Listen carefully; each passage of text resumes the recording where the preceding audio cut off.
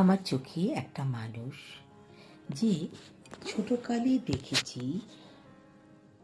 ওনার কাজ আর শখ দুটোকে উনি সুন্দর করে ব্যালেন্স করে চলেছেন, আর তাতে করে ওনার যে শখটা বেঁচে গেছে, আর ওই বাঁচানো শখটাকে উনি এখনও টেনে নিয়ে যাচ্ছেন। বয়সের চাপ কিংবা জীবনী শক্তির অভাব ওনাকে পেছনে ফেলতে পারেননি। উনি এই দুটোকে পেছনে ফেলে কাজের দিকে এগিয়ে গেছেন।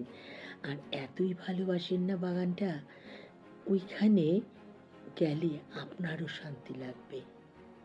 আজকে আমি যা বাগান করি তার শখ আর স্টার্টিং কিন্তু এইখান থেকে। তাই আমার বাবার বাগান আমার কাছে গর্বের। ছোটকালে দেখতাম বাবু বাজার থেকে গাছের চারা, এটা তো প্রায়ই আসতো, আর তার সাথে মাঝে মাঝে আসতো চায়ের কাপ।